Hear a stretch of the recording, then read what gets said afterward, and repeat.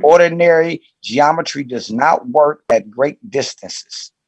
In the space around us on Earth, in the solar system, in our Milky Way galaxy, as similar objects get further away, they look fainter and smaller. Now, remember what I said, Chef? I said they appear to be moving away.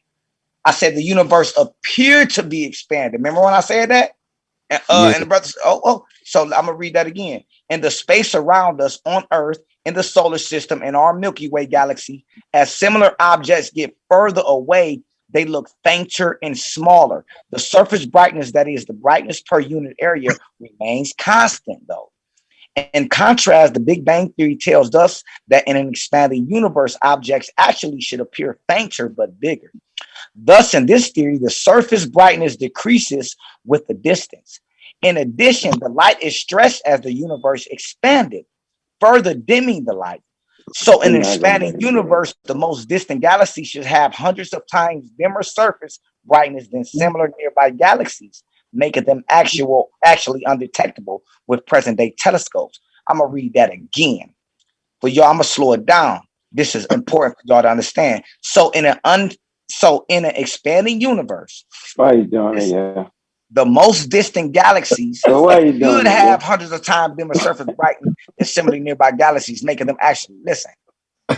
But that is not what observation shows. Now we're dealing with science. We're dealing with observation. That is not what observation shows, as demonstrated by this new study published. As demonstrated by this new study published in the International Journal of Modern Physics. The scientists carefully compared the size and brightness of about 1,000 nearby extreme distant galaxies. They chose the most luminous spiral galaxies for comparison, matching the average luminosity of the near and far samples. Contrary to the prediction of the Big Bang Theory, they found that the surface brightness of the near and far galaxies are identical. These results are consistent with what would be expected from ordinary geometry if the universe was not expanding, and are in contradiction with the drastic dimming of surface brightness predicted by the expanding universe hypothesis. Of course, you can hypothesize that galaxies was much smaller and thus had hundreds of times greater intrinsic surface brightness in the past, and that just by coincidence, the Big Bang didn't exactly cancel the greater brightnesses at all distances to produce the illusion of a constant brightness. But that would be a very big coincidence, Mr. Lerner said. That was not the only starting result of their research. In order to apply so I got a physicist. Okay, yeah. So and then I gave two different sources. Don't eat me up. I want you to eat the sources up, not me up. I want you to eat them sources. I know. Can I be? I don't even want to debate you on that. That's not even a debate. Can I beat them up? I just wanted to show that it's out there. The information is out there. So when I say it's information and science out there that a universe is not actually expanding but appears to be, I wasn't just talking pseudo, bro. I got science on this shit. That's all I'm saying. So you know what I'm saying? You know the now that he back up everything I say, whether it's right or wrong. You got to tone it down slightly, just a little bit, because it sounds like I got you about that. I got you. Go ahead, take your time, big dog. Confident. A little bit confident. Here we go. Here you go. Here you go, ladies and gentlemen. Here's the source right here. I'm just trying to figure this out. The universe is not expanding. It appears to be a good source. Let's look this guy up. Let's see who this guy is. Who is this guy? Let's see. This is Eric Lerner. Okay, here's the guy. Is an American. Can y'all see the screen? Yeah. He's an American popular science writer and an independent plasma researcher. He wrote the 1991 book, The Big Bang Never Happened, which advocates Haynes Alvin's plasma cosmology. So he's a plasma cosmology guy instead of the Big Bang Theory. He is the founding president and chief scientist that launched plasma physics. Come on, yo. He's the plasma guy, yo. Come on, yo, what? Can you refute it or you just gonna He's the plasma guy. All right, case rested. You found guilty, life in jail. He's the plasma cosmology. Throw away the key, man. He's the plasma guy. Man, just refute the information of the plasma guy. The problem. When you dealing with space, listen, bro. When you dealing with space, listen, bro. Hey, listen. Hold on. I got my share screen. Get him. Don't talk about it. Listen. I got it. Drake. Not Drake. Is a not Drake. That's what you just did. Get him, get him. I'm reading it. Let me read get that dude. All right, go ahead. Plasma cosmology is a non-standard cosmology. No, plasma physics. Plasma physics. That's plasma the guy, physics. brother, go backwards. Plasma physics. Nah, he not clicked on the plasma link. cosmology. He clicked on the link that was in the other joint. Are you serious right now? Go backwards. You yelling over my ear, yo. My bad. I don't know. My bad, big brother. Relax. You know what I mean? I clicked on the link, yo. This your man Eric, yo. No, I physicists simply refer to did this, themselves yo. sometimes as You cosmologists. see what that says?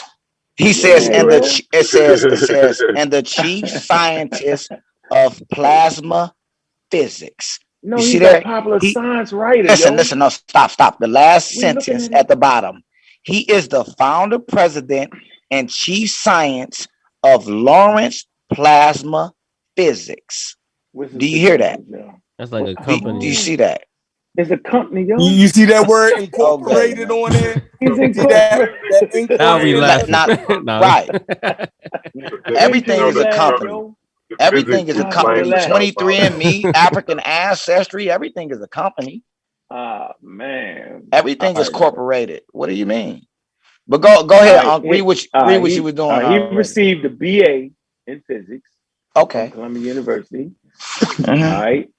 And started as a graduate student in physics at the University of Maryland, but left after a year due to his dissatisfaction with the mathematical rather than the experimental approach there. So he just overthrown Maryland. He then pursued a career in popular science writing. So he's really a science writer, right? Lanier is an active general science writer, estimating that he has about 600 articles published. He has received Journalism Award between 1984 and 1993 from the what? Space Aviation. The Aviation Space Writers Association. In 2006, he was a visiting scientist at the European Southern Observatory in Chile. Chile. Okay, Chile. Okay. Yo said he began to study plasma phenomenon, right? No, ain't gonna lie, and laboratory fusion devices. Okay, performing experimental work on a machine called the dense plasma focus, the DPF. Okay, NASA's Jet Propulsion Laboratory has funded mainstream as well as alternative approaches to fusion. Okay, and between 1994 and 2001, NASA provided a grant to launch plasma physics, the company of which Lanier was the only employee, okay, to explore whether Lanier's alternative approach to fusion might be useful to propel spacecraft. In 2007, New York Times article noted that Lanier had not received funding from the U.S. Department of Energy. He believes that the dense plasma focus can also be used to produce useful anatromic fusion? Am I saying it right? Anatronic? A neutronic. A neutronic fusion. A neutronic. Okay. Lanier explained his focused fusion approach in 2007 Google Tech Talk. On November, received the funding. Did he ever get there though? Hold on, did he ever Hey, look, read that part. The Big Bang never happened, Read that part, right? No, hold on, man, but that's the one guy. Yo, it's one person. No, it's not one person, I just gave you the scientific There's only one journal. person in the company. He said he one person in the company. That's his background. I'm giving you the scientific journal on the information on the study. This is not the study. It's just giving you his background. This is not the study. That's a study, yo. No, brother. I'm saying the study I reference is not what you're reading. You're reading his background, his credentials. Here go the study. According to a team of that's what I want you to read. Yeah, it's led by but it's still a team. He's the lead scientist. It's still a team, brother. Like you said, it was just one person. I said the company was one person. He's the only. No, it's not. Like it is. That don't make sense. It's right here. I'm not wild. Can you just read? Oh man. Go ahead, Chef. Let me read. Chef. No, go ahead. I'm tripping, man. It said he's only one person in this company. I'm wrong. Nah, that ain't. We talking about the study, man. No, go back. Which Lanier was the only employee. No, go back to the article about the Big Bang shit. Right here. Now, what does that say? It says he's the lead scientist. Team. No, it say according to a team of astrophysicists. I know I'm not mixing up the two though, but I'm not mixing up the two. And it's gonna give you more names than just him when you read the article. It's gonna give you more names. I know because he's the lead scientist in that approach. But all we gotta do is get down to here.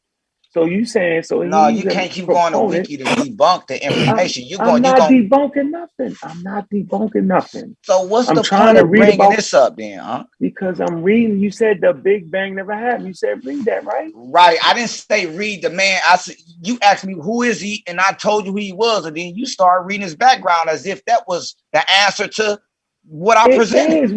Because we're figuring out what he's doing, How is the man credentials an answer to me presenting an article that says the universe appears to be expanding, but it's not indefinitely expanding, but it appears to be based on what we see? How is bringing up his credentials a refutation to anything or a clarification of anything I said? It's not.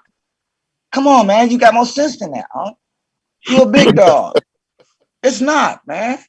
Just go to the article, break the article down, show me how I'm wrong about saying it's not expanding. If you kind of let me finish. Okay, I got you. That part. No matter what you say, I'm not just reading no motherfucking article and I figure who the fuck I'm reading about. That's some shit. That's the Concrete Corey too. Concrete Corey, big brother. I want you to do that too. Just go into these articles I'm bringing out and show me where I'm wrong. Dude, that's all. Listen. Show me where this nigga is debunked. Nobody was wrong. You never hear me say, "Oh, you wrong." I wouldn't.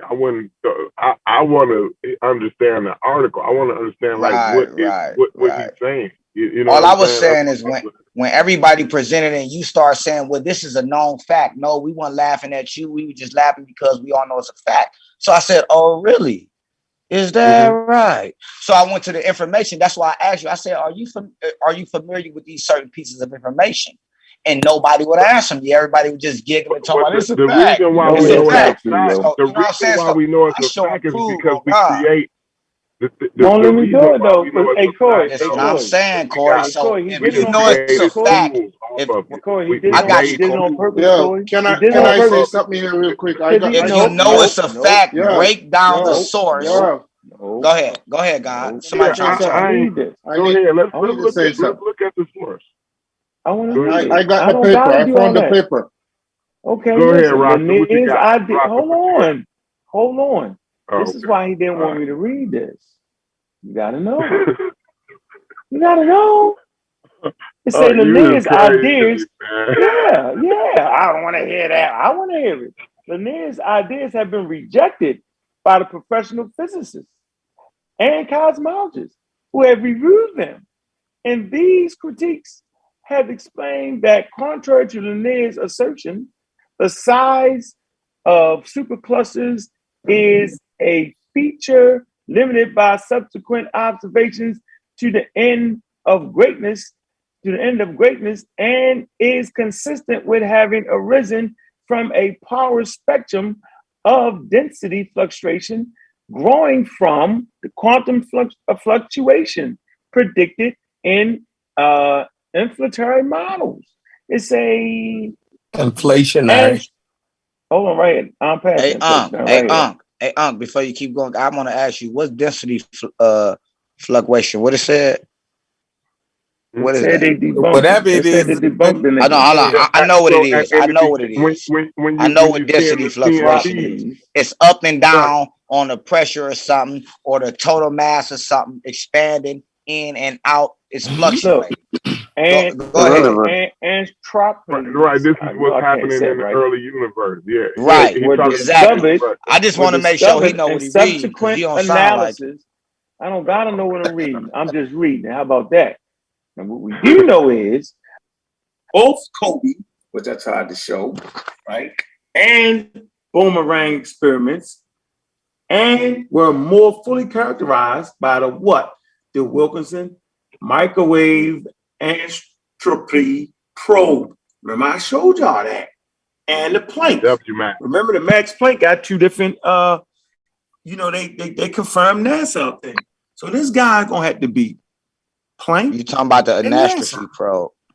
That's So the anastrophe. That's what you're talking about, the anastrophe probe. Right, man, that's why, you know what? I apologize to you, Unc, man. I apologize, man. Go ahead, big brother. You know what? I apologize. Damn, know my bad, big dog. My bad, man.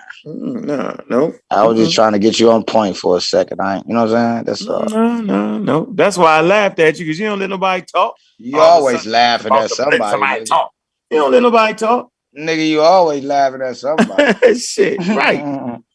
When does that become different? Looks like old boy dropped out of school too early.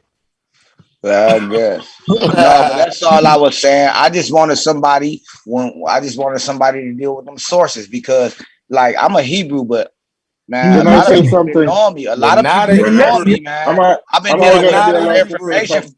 I've been dealing with a lot of information for a long time. He's the prize winner for the day. He's the featured guest for the day. Go ahead, Google, man. What you wanted to say? No, I think it's important that we respect science, but I think it's also important that we have an understanding of how science works. Now, from what I've read about this, the paper that the article is based upon is a paper written by this guy and two others, right? So this is how science is not done. He writes a paper with two other guys, and then he writes an article in an online website promoting the paper.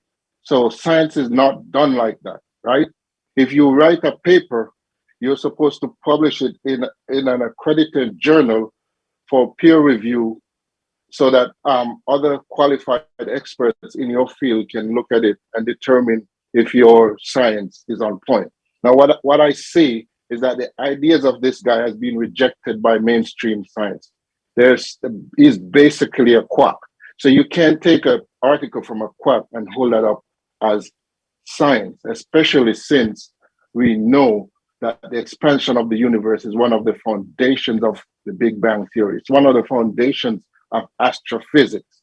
So if that happened in 2014, somebody would have already gotten a Nobel Prize by now, and this would be on every newspaper, in every scientific magazine across the planet. So this is exactly how you don't do science, or you don't do scientific research.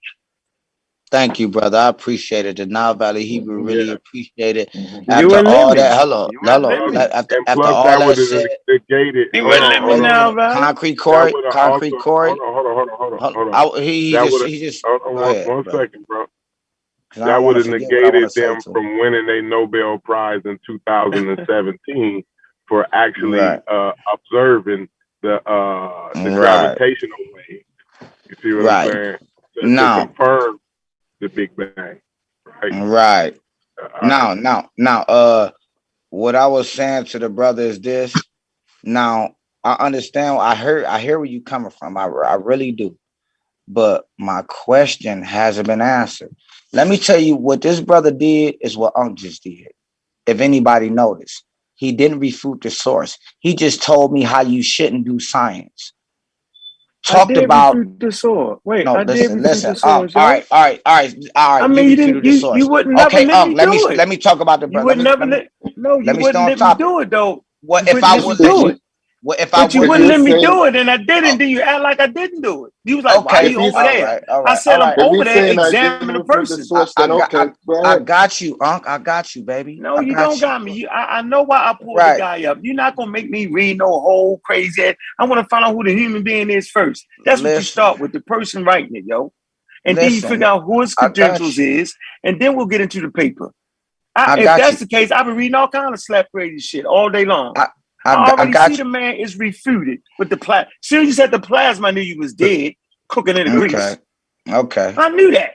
All right. I knew it was okay. All right. I got you. It's not even a theory. It's not even a theory. It's rejected as quackery. That's what I said. Okay, I got you. I got you, my brother. Listen. But you said we ain't refuted though. Listen. But I know I said it. I'm gonna say it again. Because why you ain't hear him just say it's discredited? You see, that's what I don't do. I can't. All right, go ahead, talk, bro. Let me know. Let me know when I can go. You can go. You can go. Just don't say he won't refuse. Go ahead. You can go. Don't say that. I'm gonna say it again, blood. Go ahead. What you mean? No, what I'm saying is this. I'm telling you, this the Jabari. It's filibuster. Like when you give a nigga something, listen, when you give a nigga something, what they do is they discredit the source instead of refuting the source. This is their method. When a nigga don't know nothing and know this scientific jargon and don't know how to refute it, what they do is, let me see who the nigga is. What's his credentials? Other people disagree with him. Oh, they been debunked it. Nigga, you debunk it. Stop talking about what they did, nigga. A lot of these niggas be, listen, a lot of these niggas. What is he talking about? What is this guy talking about? Hey, blood. Hey, chill out, my nigga. You are right to a certain degree. Chill out. Hold on. This is like, it's science though. Like, but what science? Well, hey, listen, I'm gonna ask you something, blood. I'm right to all the way to degree. What papers these niggas put out? Name one. Oh. All these niggas doing is, hey, listen, you know what I call these niggas? Cell warriors. You know a nigga be banging on the cell. I'm gonna beat you up when I come out. Soon cells pop, that nigga be running. CO. Chill. Cell warrior. That's what I'm talking about with the information. Anybody know what he's talking about? No, chill. Not actually physically. I'm talking about with the information. Listen, I compare that to that. The people in his field discredited his shit. It ain't on us to do What people? What people? And I wanted to just listen, blood. Listen, chef. We could talk about anybody. Listen. I don't care. care. I got you, God. It's not even that serious, yo. I don't care. We just read that he was discredited, yo. Like I ain't read shit, blood. All right, well, Unc read it. Read it again. Unc ain't read shit to me. And who is? All right, well then, cool. You don't accept it. It ain't that I accept it. I accept all information, chef. You know that. Fuck that. If you accept shit. If you think this nigga disproved the goddamn expansion of the universe, then you go over there and keep believing that dumb shit. But you ain't gonna convince us that shit is got any fucking merit to it. Hey, blood, check this out. What I'm saying to you is this, man. I feel what you're saying, chef. I feel all that, my nigga. But when I come to the table, I don't give a fuck what a motherfucker say out their mouth. If I say anything in Nile Valley Hebrew, I'm backing it up. So if you're not backing it up because you don't have no laboratory and you're not a scientist to even figure out if this nigga is actually correct. Right, chef. You got me. I got you. Not chef. Hold on. Stop. Hey, please, let me get a second. We can only look at the experts. Right. The only thing we're doing, Nile Valley. The only thing we're doing is reading what the experts is fucking saying. That's a fact. You ain't doing nothing different than than nobody else on the fucking panel, yo. That's a fact. Right. So why are you acting like, yo, I'm backing up everything that I bring? No, you're not. No. What I'm saying is this. Listen, if you tell me I'm doing what y'all saying nah, I'm saying yeah, but I'm providing sources to back up my yeah. That's what I'm saying. Okay, what I'm saying to you, hold on. I can't talk to two people can't talk to me at the same time. I'm having a conversation with him, and then I'm gonna drop it and then, bro, you guys me anything you want to, or I pass it over to you, it don't matter. I just want to get this out real quick. Listen, what I'm saying is this, God. You cannot say we just read sources that says otherwise. First of all, I never heard one source read. Don't cut me off. I never heard one source read. Give me the source, I'll deal with it. Secondly, read the source, I'll deal with it. Thirdly, what you just said, brother, I'm going to turn it right back on you. You heard what you just said to me? Because of this and that don't mean this and that. I'm going to turn it right back on you. Because you found the source that said this, or he found the source that said that don't mean this and that. So just like you saying, you ain't doing nothing that I ain't doing, and I ain't doing nothing that y'all ain't doing. So we got competitive sources. So what we need to do is try to harmonize instead of arguing and screaming at each other. Let's try to harmonize these sources. Let y'all bring out your source. Because honestly, I didn't hear the source that he read or which paper he read. Because I told you I come from an international journal. I come from the International Journal of Modern Physics. Whatever journal it is, he was already that's a bad journal right there, boy. Listen, that's hey, bro, this is what I'm saying to you. That's one of the baddest ones out there. That's what I'm saying to you, Chef. That's what I'm saying to this you. nigga theory is already discredited. So it's irrelevant. God, this is what I'm saying to you. Where's the scientific research that discredit him besides I don't somebody? know. I'm not a scientist. Okay, Chef, hold on. I don't even blood. care. So blood, stop getting out of saying that he's discredited. If the scientists hey, who got the controls? this motherfucker ain't right, then I'm going with out of there. Who got the control? Hey, brother, the scientists been saying a lot of shit for us to us for a long time that ain't right. I just don't go with them because they said it ain't right. Come on. And you got to remember, Chef. You got to remember, Chef. A lot of times, when we come up with science and new ideas, a lot of people was considered to be kooks in their time. And then they realized later on, am I right? Einstein, Newton.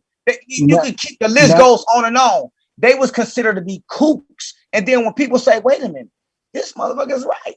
He didn't have all the all right, well, I'm not going to be living 100 years. So what I'm saying is this. I'm not going to be living 100 years from now when they figure out that this nigga was right. I know what you're saying. But as of right now, in 2022, we that got nigga conflicting wrong. sources.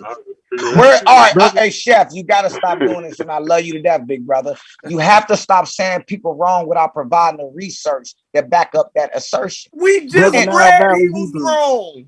Brother. We did not read an article. I read an article. I showed you how they did the testing. I showed you the conclusion. I showed. Listen. I showed the methodology. He was wrong. It really didn't take an astrophysicist to tell him he was dead wrong. Like I don't know. Hey brother.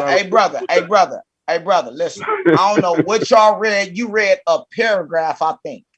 That's all we needed, brother. How you gonna read a paragraph and say somebody's wrong? You don't even understand the terminology of the scientific jargon within the paragraph. Man, y'all niggas is weird, man. Go ahead. Somebody else talk, man. Y'all niggas is weird. I thought y'all was scientifically literate. Y'all niggas say he was wrong. I just went to the motherfucking sentence that said he was wrong, and I'm done. You fucked up, blood. That's damn, that's how you reconcile shit. Look, life moved too fast, right? For me to get bogged down on some goofy shit. You feel me? Once the other scientists in this field said that shit ain't substantial, I move on. What other scientists, blood? Because I'm not in no laboratory and I don't have no observatory or none of that shit to even figure out if the nigga is right. So how you gonna say I'm wrong then, nigga? You wrong. What's wrong with you, blood? Whoa, calm down now. This is that's my brother, man. We talk. He a street dude, bro. Yeah, he know we talk like this. Bro, if the internet say, if the other scientists, right, in his field. What scientist, blood? You ain't giving me none. He ain't gave me none. He's not a scientist. He is not a scientist. He's a science writer. He does not have a science degree. He's not a scientist. This nigga talking about one nigga. Chef already went through his street. The man is a plasma physicist, brother. Like he's not a physicist. You can't get it right. Do you niggas know what plasma got to do with the university? He's not a physicist. What do you niggas know? All right, go ahead, Chef. I'm gonna let Chef go ahead, Chef, because I don't even know what plasma is. But exactly, you get what I'm saying? Like the shit I be bringing up. Let me go back to his bio. So, hey, brother, hold on. What? Let me ask you, brother. Hold on. No Bible. It's bio. Hold on. All right, forget about the bio. I'm about to ask you. It's not a. Hold on. No. Forget about that, big brother. Forget about that for a second, please. What is plasma? Plasma is a state of matter, like happens in the sun, where the gas is superheated to a state where it's not quite solid, but it's not liquid. Okay, so isn't that under the umbrella of physics, my brother? Yes. So shut the fuck up talking to me, nigga. Y'all niggas retarded, man. This nigga is dumb as hell. How you get physicists from somebody who does not have a science degree? Bro, a plasma physicist. We talking about plasma, dude. And we're talking about physics. How can't you make the connection? Okay, these niggas about as bright as a fucking blackout. What the fuck am I talking to, blood? I'm gonna stop. I apologize, Chef, for doing this on your channel, blood. I'm gonna calm myself down. Let's read his bio, shall we? Go ahead. I apologize, big brother. Hey, Google Scholar, you can share your screen if you want to. It's the same article. Let's see how you do that. Let's go. Screen. That's all I want. I don't want motherfuckers trying to figure out his bio. You see, I want y'all niggas. Because if I go to Dr. Ben bio, he ain't got one motherfucking degree and none of the shit he talking about. And y'all niggas gonna still reference him. You know what I'm saying? Like, come on, man. Y'all niggas is weird. But we go to a nigga who got an actual bio. He an actual plasma physicist. He dealt with physics. He got a BA in physics. What are you talking about? Look, your screen sharing. A BA that does not make BA is not a science. That doesn't make you a P. That doesn't make you Neil deGrasse Tyson. I'm not saying that, but he corroborated with other. Listen, brother. I can hilarious, Joe. So you is hilarious right now. Now, Valley Hebrew. A BA. I love you too, Unc, man. I love you to death. He is hilarious, yo. Now he don't want me I got to The read. nigga got beat up, yo. Now he don't want me to read. No, go ahead, read. Why you keep going into the nigga bio? Go and refute the source. No, this how we figure out what type of nigga he is. No, figure out if I'm wrong on the expanding universe. Yeah, figure if that information. Listen, I keep telling you niggas, bro. Going to the nigga, y'all niggas attacking the messenger and not the message. Attack the message. Y'all niggas, what's wrong with y'all niggas, man? Y'all don't go, when I present some information and I give you niggas the International Journal of Modern Physics, ain't none of you niggas went to the World Science site, to the International Journal, volume 23. He's not a physicist. I read it. Research paper. Hold on, he's not a Hold on, y'all. He's not a physicist. Listen. Beat that up. I don't care about his bio, blood. See, now you're changing your mind. Bro, he has a BA in physics. He's a physicist. Stop. You can't have a BA in physics. That's impossible. What are you talking about? He's not a physicist. It says that he's a scientist from Marksville Plasma Physicists Incorporated. Okay, for the sake of this, I'm gonna give you this, Chef. Let's say it's the brother. Let's say he's a carpenter. Okay, just let's say that for conversation's sakes. Now, refute the information in this. It's already been refuted. No, I said y'all do it. You can't say somebody else did it. I can't. I don't know. Listen, Chef. This is crazy. Chef, you don't understand what whoever you saying refuted it. You don't even understand. You never even read their writings on it. Nope. You're just. And now, are you sure you know? How you gonna say? You sure he's not really Hebrew? Not Valley Hebrew. On purpose. Are you serious right now, yo? No, I just want somebody to refute the Do information. you really think the universe is a plasma universe, yo? No, we're not talking about plasma universe. That's what it is. No. Understand what you're looking at. No. We're not talking about the plasmic. You are. No. That's what he's saying. He's claiming he's overturned the Big Bang with that, bro. Listen. I'm he talking went against Chef. Hubble's law. Listen. I'm talking to Chef about something. If you want to talk about the plasma universe, let me close this with Chef, and then we'll talk about the plasma universe. Y'all are talking about the plasma. That's what he uses to debunk the Big Bang. Listen. What I'm talking to Chef about is, if you said somebody debunk it, bring out their information, display it, right, exemplify it, and then do the work. That's all I'm saying. The plasma universe is not a viable explanation of how the cosmos came into being. It's over with, dog. All right, we'll beat it up. I ain't see, all I seen is you niggas. Go ahead. Killing the messenger, not the message. Ain't that nigga saying he wrong on this. This is why he wrong on this. This is why you niggas just talking. I mean, are you serious right now, Valley?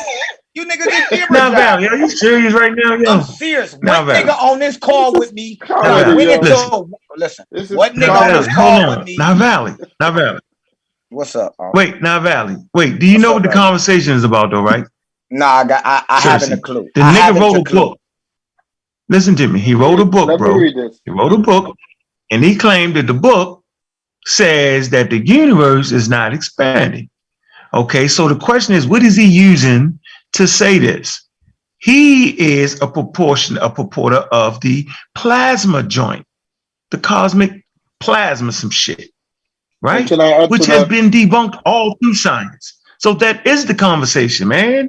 That's where he's wrong at, because his theory does not account for everything. He don't even have a theory. It didn't even make it to that stage. But it does not account for everything the Big Bang accounts for. He's just wrong. That's what we're trying to tell you. That he's competing against the Big Bang, and he wrote a book to say this shit ain't happening. Like you can understand that, man. Like, goddamn. You want us to go point for point. The point is the Big Bang is in effect. That's the point. That is the theory right now. Nothing that's overthrown that yet. Not to say it won't, but the plasma thing is dead. But go ahead and read that. Okay. It says, learners' ideas have been rejected by the professional physicists and cosmologists who have reviewed them. Note that not all of them have reviewed it, just the ones that have reviewed it. Because a lot of them will dismiss this as cool, because he's not a scientist. In these critics have explained that, contrary to learners' assertions, the size of superclusters is a feature limited by subsequent observation to the end of greatness, and is consistent with having arisen from a power spectrum of density fluctuations going from quantum fluctuations predicted in the inflationary models. It also says physical cosmologists have commented on the book that he written and have generally dismissed it. In particular, American astrophysicist and cosmologist Edward L. Wright was critical of Lerner for making errors of fact and interpretation, and criticized specifics of Lerner's alternative cosmology, arguing that Lerner's alternative model for Hubble's law is dynamically unstable. The number of density of distance radio sources falsify Lerner's explanation for the CMB. And I could go on, but you get the point. He's just not equipped to do this research, and he's just wrong. Okay, can you give me a scientific paper that any one of those guys that you lost, man. No, stop. I have no problem with being wrong, brothers. What's wrong with you dudes, man? I can give you. There's no problem with being wrong. Listen. What y'all don't understand, hold on, brother. What they don't understand is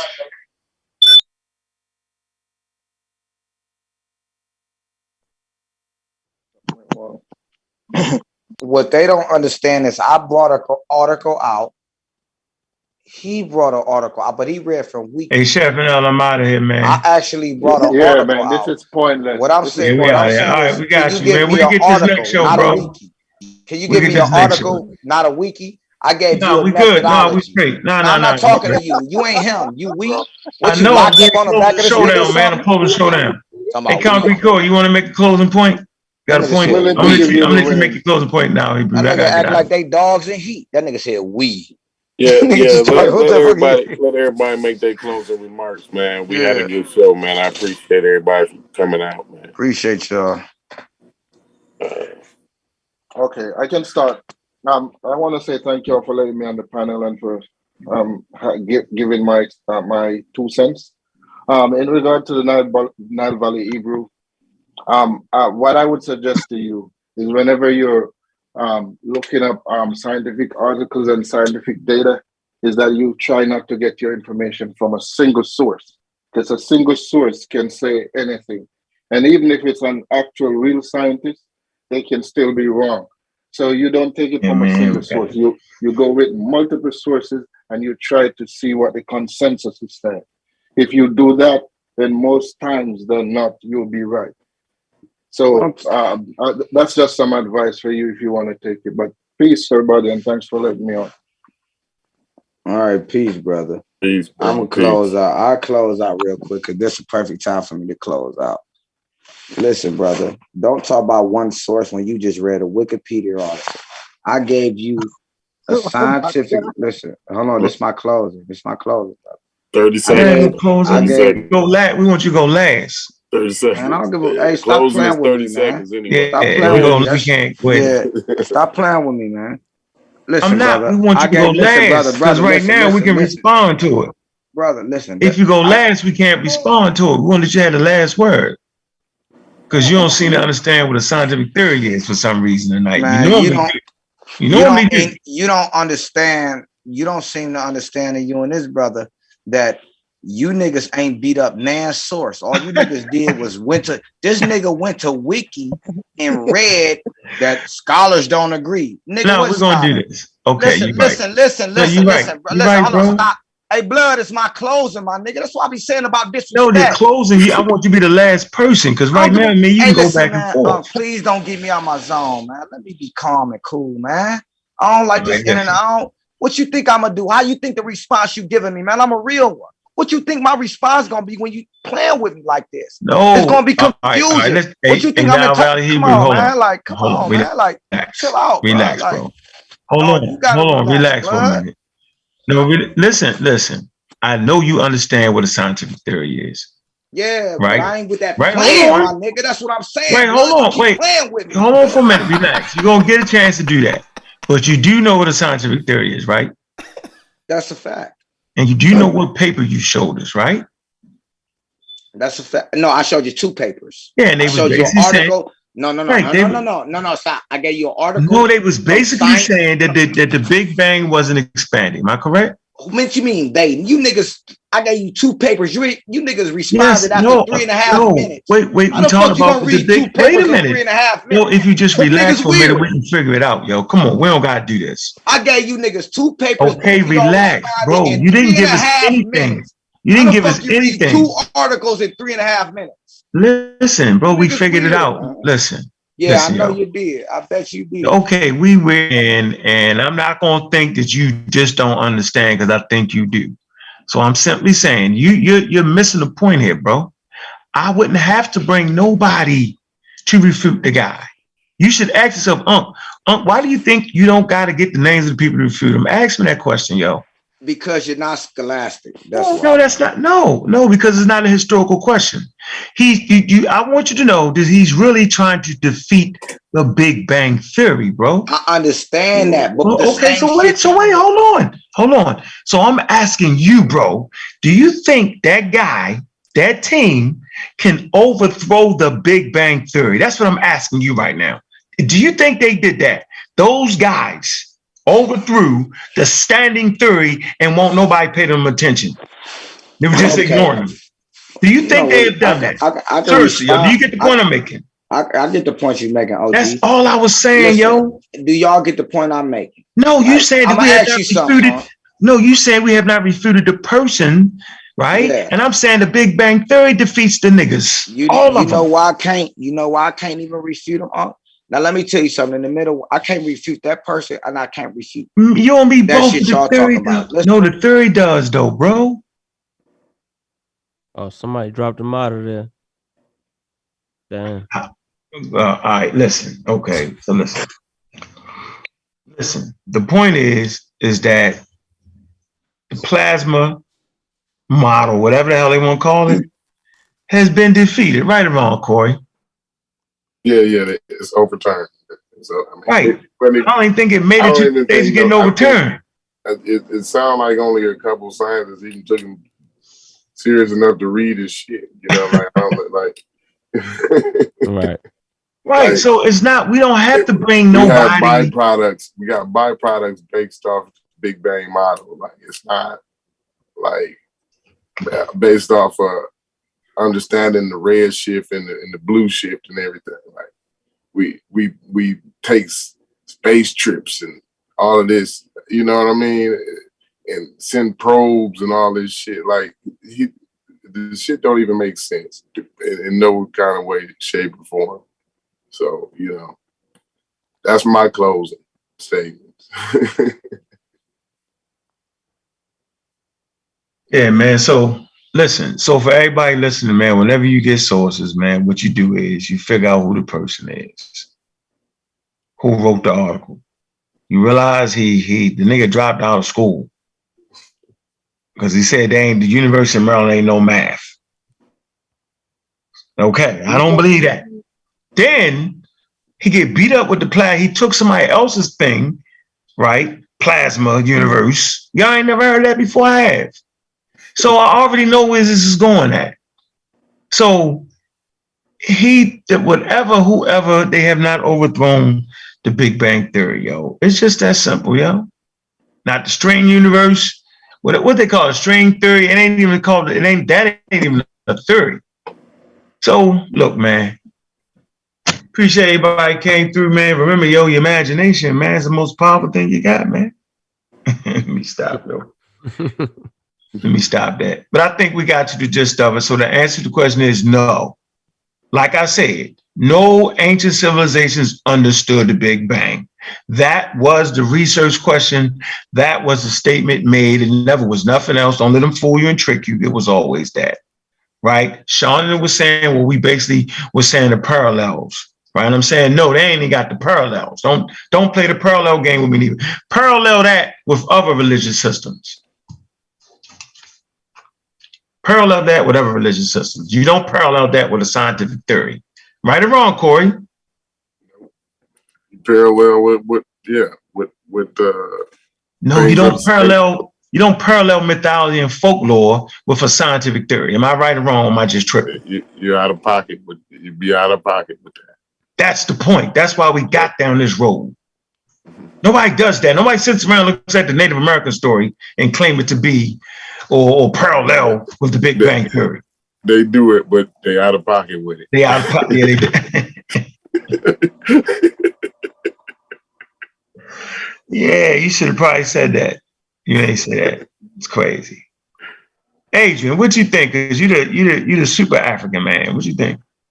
I honestly, in the final analysis of looking at both Asar Imhotep's presentation and your presentation, Asar Imhotep lost. I knew he lost right when he kept on getting frustrated. He was like, see, you don't understand. It's against your understanding. I'm like, yeah, now he's starting to pull out, the books that he wrote. I'm like, yeah, he lost. But I don't think our ancestors, even the ones in Timbuktu, I don't think we were at that level yet, like you explained. Like the world wasn't at that level. What'd you say? The world wasn't at that level. We don't have to put it on a particular people. But go ahead. I was just No. I'm just saying, like, you know what I mean, to even point them out as not being, the world wasn't on that level. It wasn't into 1920. You know what I mean? Yeah. So yeah, you brought that up with that pastor. Yeah. But like, Asar Imhotep lost, and the Big Bang Theory is a very modern scientific theory, and I don't think our ancestors was operating on that level. Facts. So.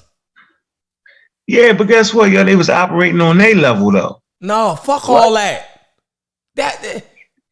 Some people can't comprehend certain stuff, but to attach Big Bang to it, I think that's too much.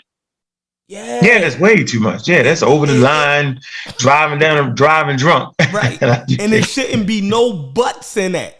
Right? No, I say no, they was good at what they was doing though, and they were. No, fuck all that.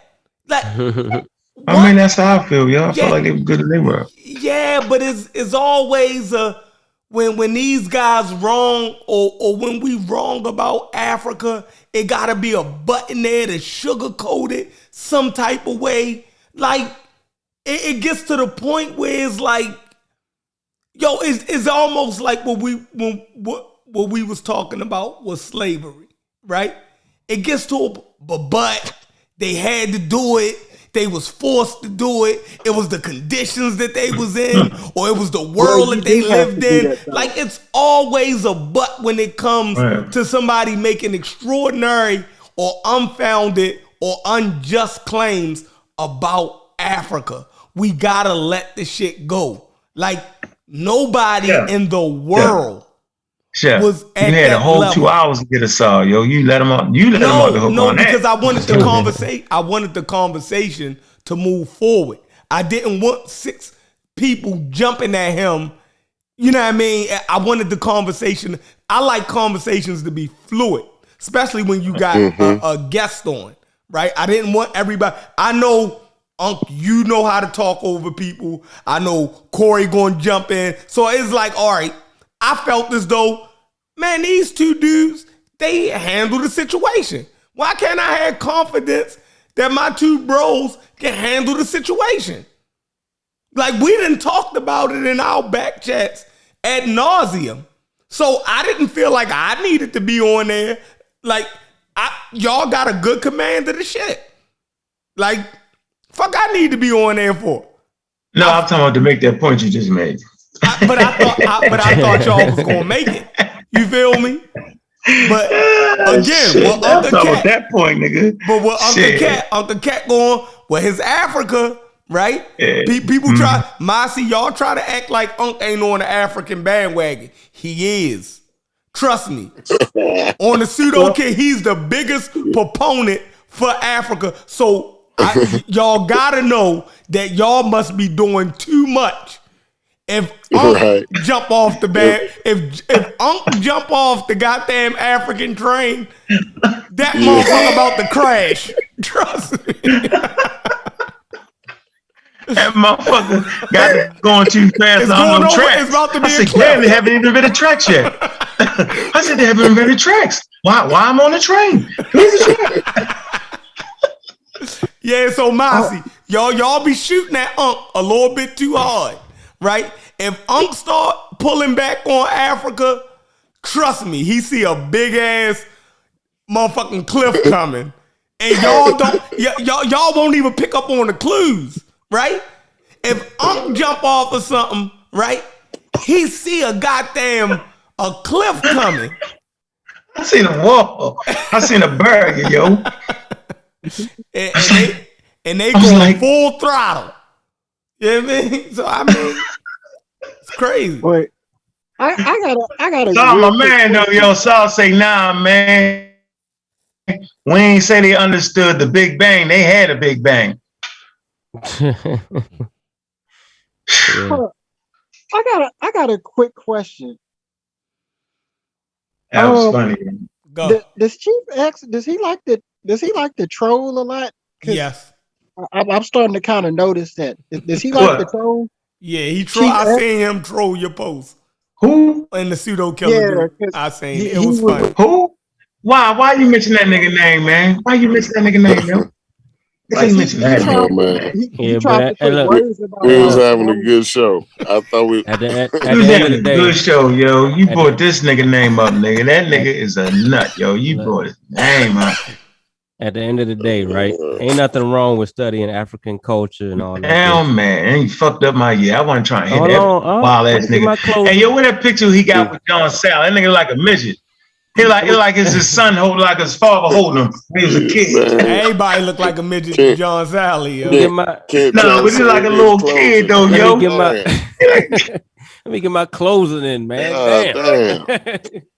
We ain't even about to start that shit in 2020. What's your closing, kid? Oh, we gonna get that. We gonna get that doggone bullshit. Yeah, and that book was horrible. We on that next. I held back. Yeah, the Pale Fox. I held back. We definitely on that. I wanted the Big Bang. Yeah, we're definitely on that. I wanted y'all to get the Big Bang all the way out. And I think, like you say, he somewhat answered. I feel like he didn't give a clear yes or no. He kind of danced around it, but you say he said no, so okay, I'm gonna go back and look at it. But no, he said there wasn't their argument. He said they know they didn't understand the Big Bang. He said that. Okay. So what was the point? What was the point of him even coming over here? He said the Greeks understood the what did he say? Understood the atoms or whatever. The Greeks, just because they said atoms. Yeah, we gotta go back and watch it. But look, like, man, that's like Y'all saying should that have been watching that's like saying that in the real ancient time, yo. Kemet. Everybody's supposed to be taking notes. That's like saying the I got ancient page full of notes Egyptians. right here, yo. I got page full of notes. That look like scribble scratch. That's like saying that if that's your notes, we in trouble. You say what? Hey, look. If that's your notes, we in trouble. That shit look like scribble scratch. Hey, check it. Ain't nothing wrong with stupid, yo. with studying the cultures and all of that. But there's no need to stretch it and try to make it fit here and there. Like, let's just appreciate it for what it was and move on. And you know what I mean? Let's not celebrate the real accomplishments that really made things happen and that pushed the world forward. Right. You know what I'm saying? Like we appreciate them for what they did. Cool. We ain't got to damn stretch nothing or exaggerate what they did to make it special. You know what I'm saying? Especially when you saying the Dogon saw Sirius B, they didn't. You know, but they did. I only heard that on Hidden Colors, so I can't wait for that show. Yeah, it was like we gonna get on that though. Don't forget about Sirius C, which doesn't exist. Appreciate everybody coming out. Like and Not share, forget about that. We had a good crowd. It's the hottest channel. You know what I'm saying? In 2021, 2022. Let's get it. Peace. Hey, yeah, go ahead, Brandon. You wanna give your closing, and then Adrian, you can give your last closing. You can shut her down when you're ready, bro. Go ahead, Brandon. Dude, I'd say I'll be real brief, man. I'd say I really appreciate the shows you guys are doing. I think it's informative. And you know, in terms of like some of the we talk about the parallels, I put it in air quotes between, you know, the scientific explanation of the Big Bang and some of the folklore and the tales and stuff. I would just say, hey, you know, anybody, you know, in the chat, hey, you know, pick up a book, you know, an astronomy textbook and read an explanation of the Big Bang, right? And see if it sounds the same. I'll challenge you that it doesn't. You know, there's very few parallels there. And you know, that's just that's just my perspective. But like I say, I really do. Like I said, I like the conversation. It's like I say, it's really informative. I agree with Brendan. There's no parallels. I agree with Brendan. There are no parallels. So even for him to put that out there, to slide that there were parallels, how? They wasn't doing science. How would it be parallels? It makes no sense. They didn't have a working understanding of the universe. They might have had a working understanding of the Serengeti or wherever the fuck they lived at, but to actually act like they had a damn working understanding of the universe and space and how things came into being, hell no. We don't get those understandings into the damn 1900s. You like, come on. Mm-hmm. Like, yeah, a lot of it is like cherry picking like little pieces here and there. But like I say, if you read an entire cosmogony, right, and then read, you know, the scientific explanation, put them side by side, right? See what matches up, what doesn't. Not the bits and pieces. I'm gonna grab something here and grab something there, right? Mm-hmm. It doesn't work.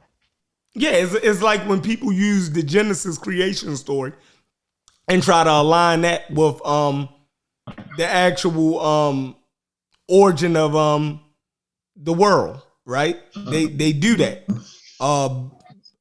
Christians actually do that. It's the same way where Muslims will take verses out of the Quran that talks about the inception of the fetus or whatever, and they try to align that with modern, you know, science or what we know about embryology, right?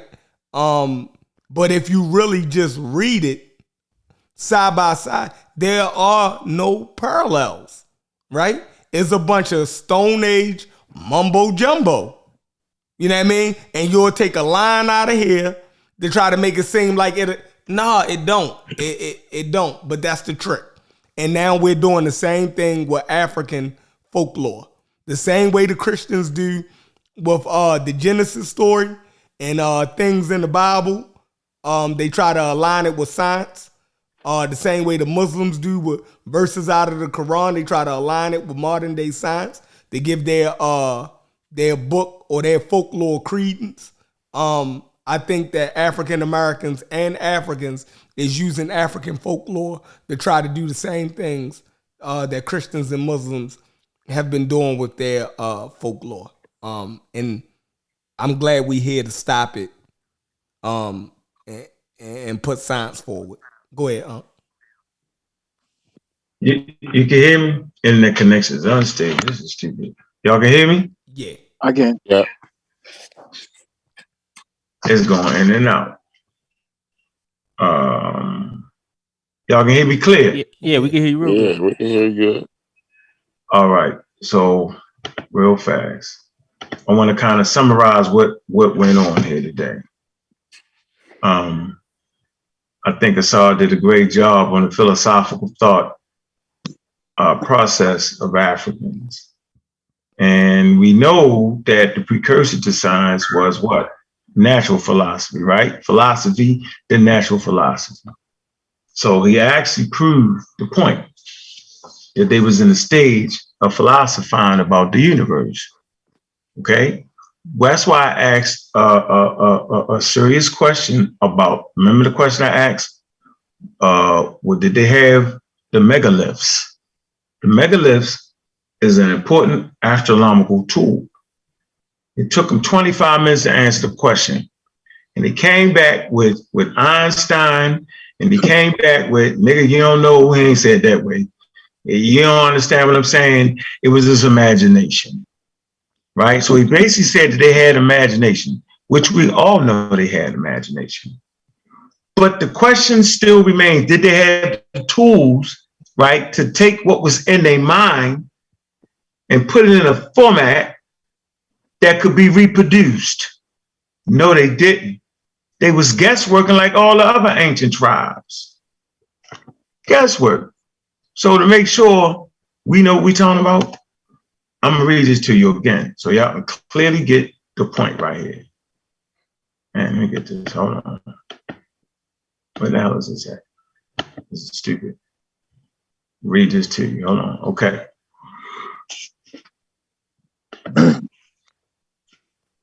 Close it out with this paper. So, Asar said they wasn't talking about, they said the Africans didn't understand the Big Bang. What he said was that they had parallels. Okay. And he also said that I don't understand that. Parallels, okay, so he didn't understand. So this is my point.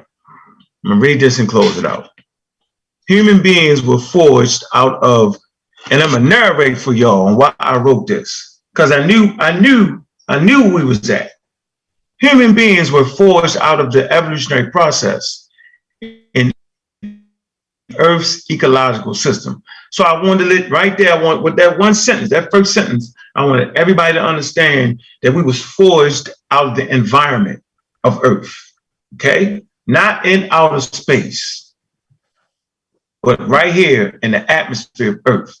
Humans evolved in the protection layer of gases called atmosphere. This is important.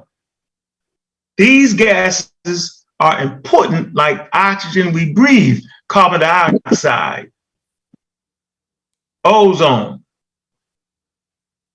water vapors. It says the atmosphere protects us from the sun's harmful rays and some meteors that might crash into the earth. The atmosphere has 4 layers, okay?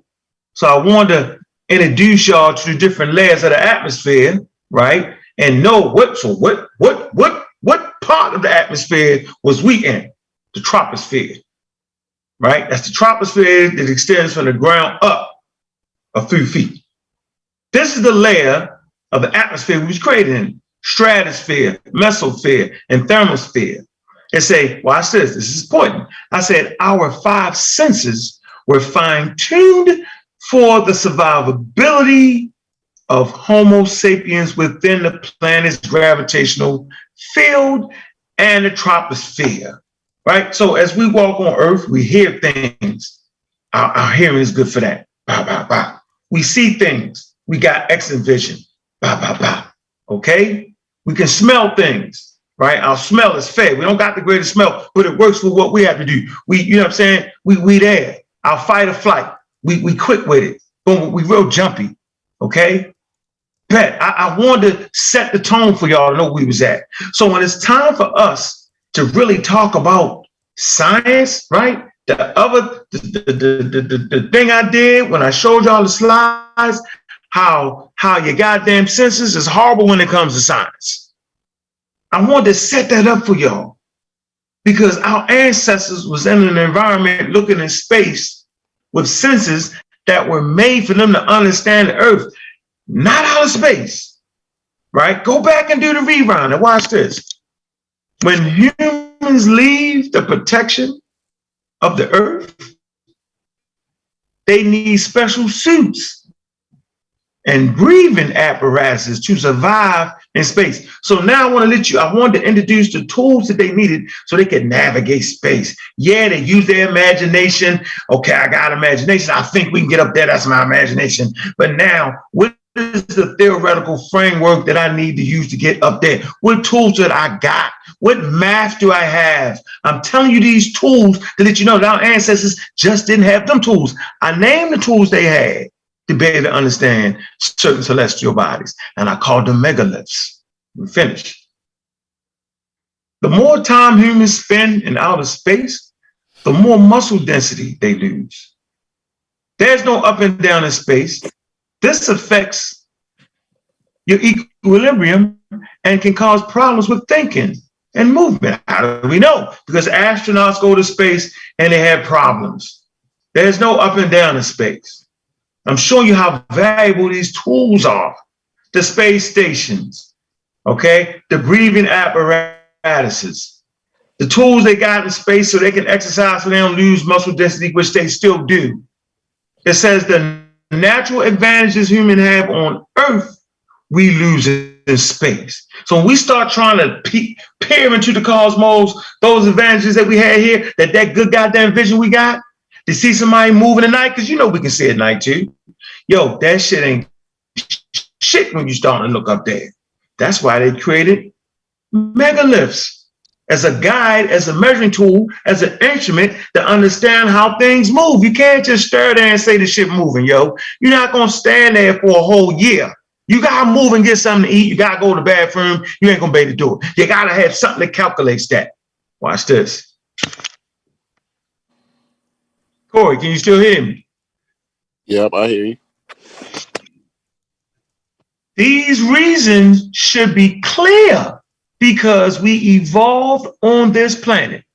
Humans can close the gap by creating tools and instruments that help navigate space. Man, that's why that Kobe was so important.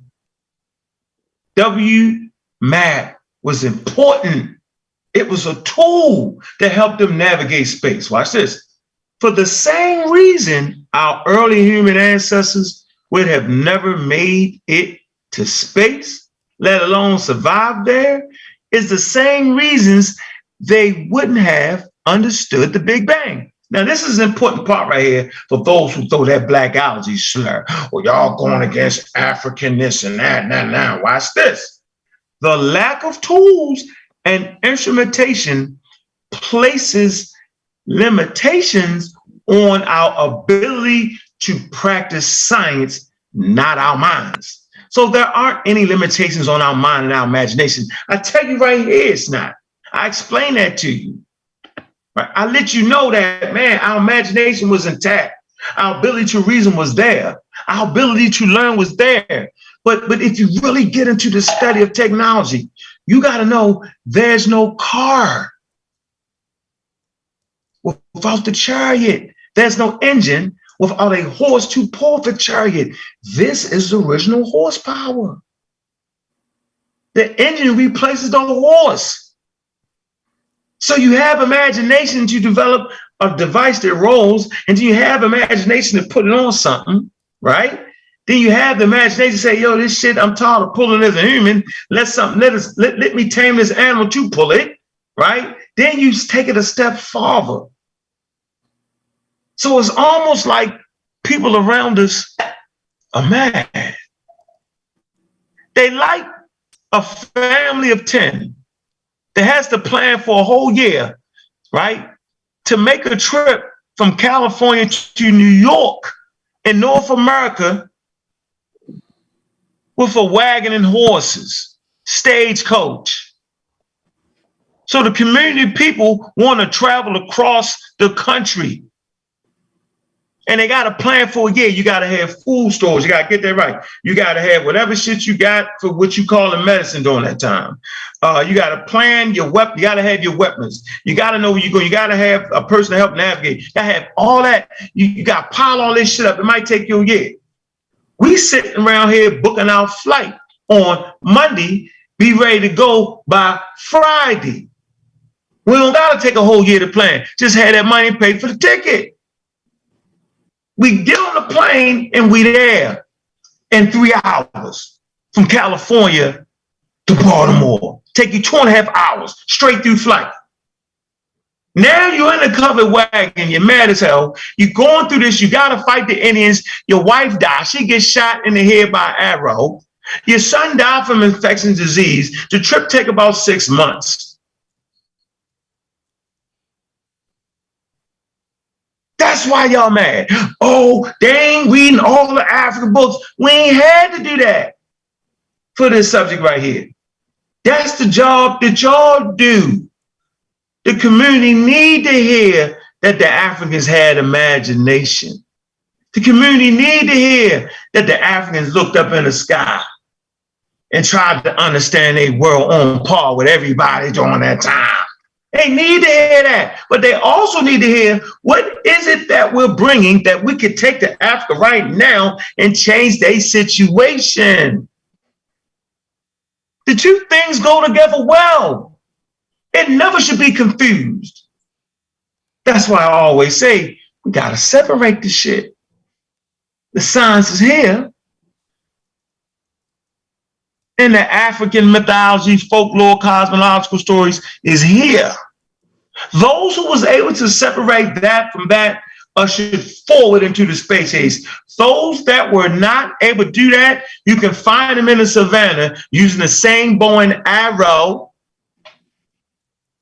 using the same stone lifts to figure out what time it is.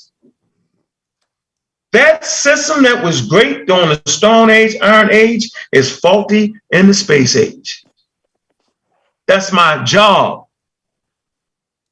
That's what I do.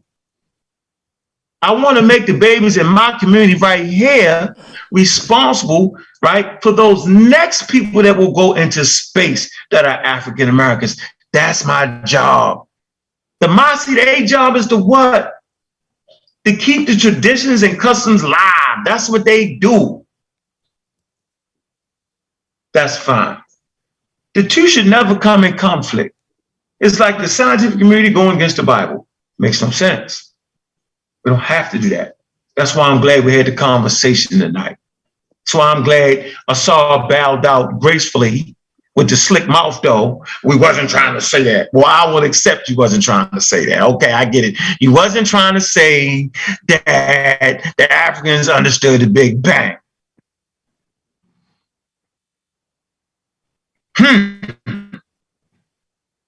With that, y'all, I appreciate y'all stopping through, man. It was a good show, right? Everybody take it easy. Make sure y'all come out on January 22nd. It's running up on us, right? We're going to be talking about the community, right? Free talk on educating the community on vaccines. This is what we do, all right?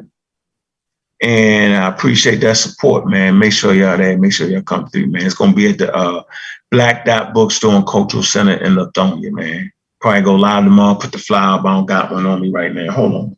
Put that up for everybody. Share it real quick, man. Make sure everybody come through, man. Make sure y'all come through and holler at us, man. Come through and see what we do, man. That shit is upon us quick, ain't it? Dang. I see I got the email from you, Rastaman. You got that, Rastaman? Yeah, Rastaman sent that email. That's cool. Yeah, Rastaman got that email, man. Rastaman. Hey, we're also going to have a book signing, right? You share the screen. We'll also have a book signing. Come through, man, sign some books, man. We're going to sign some books for y'all, man. All right? Yeah. Should the community trust vaccine science? And are they good for Black people? Yeah, all the books right. See that book right there in the corner? That's Sean book right there, yo. It's a good work, man, for right about now, man. Produced in the middle of a pandemic, man. Y'all get that work, man. It's a good work. All right. Yeah, that's the books being produced, man. Already produced, man. Got some children books there, man. Yo, we want to sign them for y'all, man. We got that, man.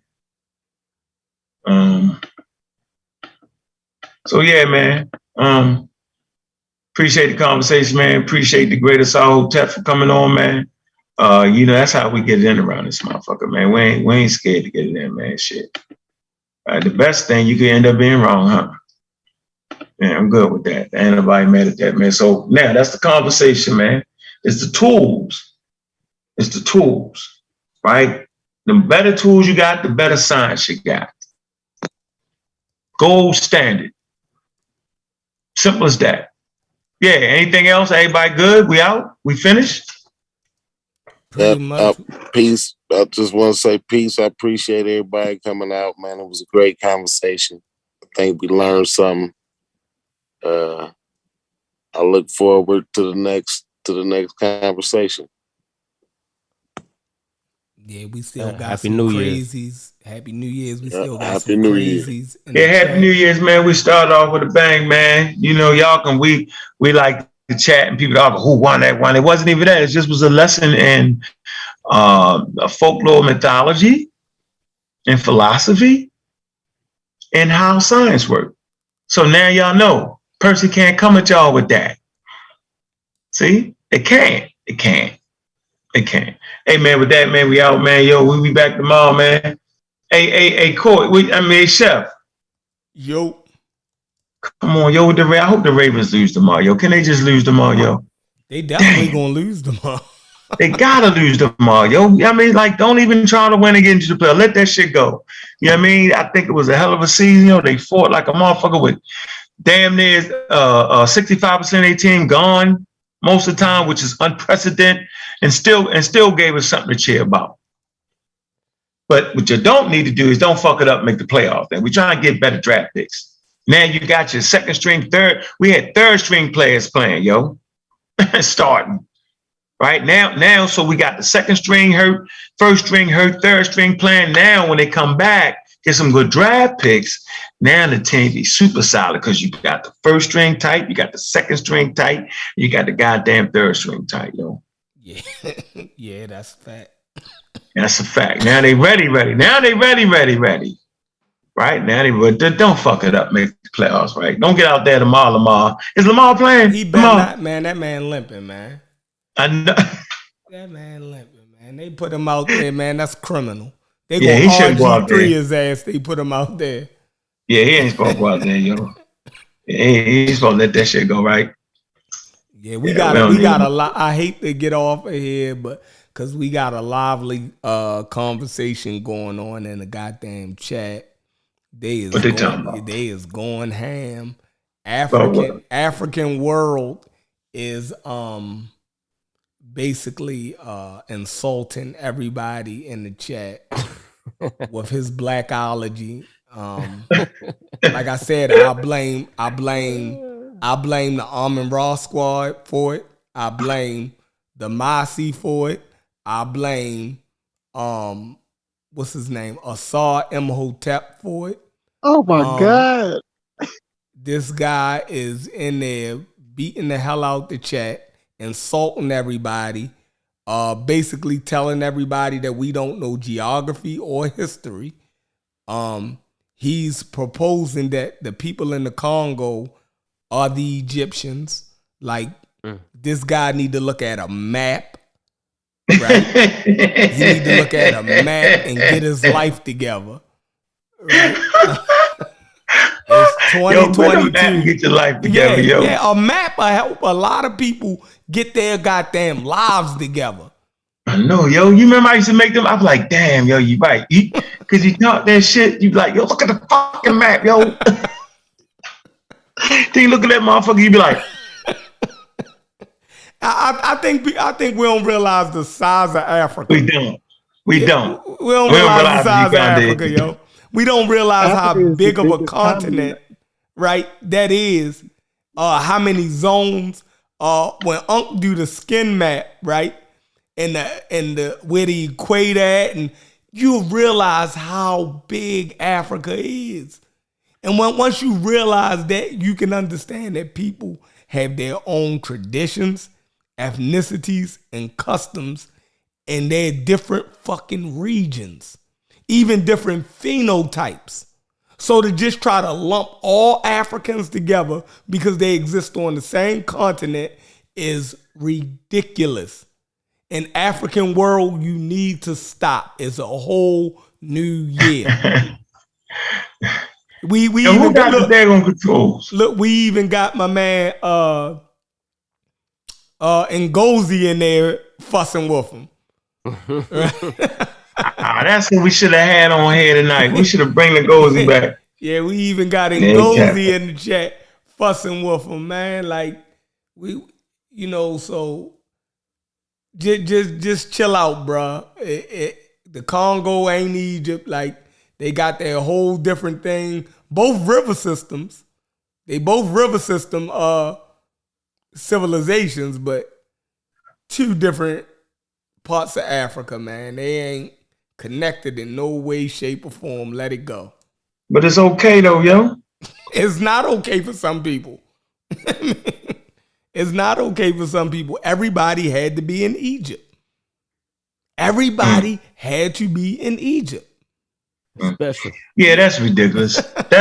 Hey, look, yeah, we're gonna take the book signing on the road, yo. The next stop probably will be in Charlotte, man. We're gonna take it on the road, yo. That's what we're doing. We're coming out.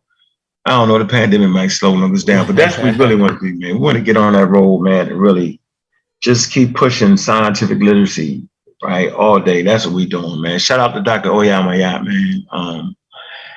She doing it real big, right? I can't really talk about it yet, but yeah, it's some big things going on with the teaching the baby scientific literacy, man. And she gives me opportunity to actually talk to her college classes, man. That's a big deal for me. And of course, I'm not going there cussing and doing all that. No, I'm not. I get right to the point, and science has to take a stance, because if it doesn't, everybody will throw their culture into the fray and mix us all up again. So we're not going to be mixed up. I felt like this conversation actually needed to be had. I really thought you was going to be crazier, Chef. Thought y'all was going to be out of control, but y'all really did a good job, man. You know what I mean? I appreciate y'all just chilling on that. But yeah, so if anybody mad, they shouldn't be. Shoot. I think I gave y'all the tools to not get tricked. We call it the trick 'em shit. Like, the shit be sounding so good, it be sounding good as a motherfucker, and it makes sense for what it is, right? But science allows you to keep it in its proper context. Scientific literacy allows you to keep it where it's supposed to be, with the folklore and the mythology. And we you know what I mean? We know they gave the world astronomy. We know that. So I think we said this over and over and over and over and over again, right? Man, you don't got to destroy the greatness of Africa, right? Africa is great, will continue to be great. And it's simple. It speaks for itself. The Bantu cosmology speaks for itself. Simple. You don't got to put it up with the sign. You don't got to. Very imaginative. Yeah. Yeah, man. Hit that button. I'm out of here, yo. All right, y'all. Appreciate y'all. Talk to y'all tomorrow. hope everybody have a good day, a good night, and enjoy y'all New Year's. Man, I'm loving the conversation in the chat. I hate, we gotta go. But maybe we can visit that conversation for 2 hours tomorrow before the games come on. Hey, tell them we got a Facebook page too. Continue it in there if y'all can. Yeah, continue it in there and get in the damn Discord. The Discord.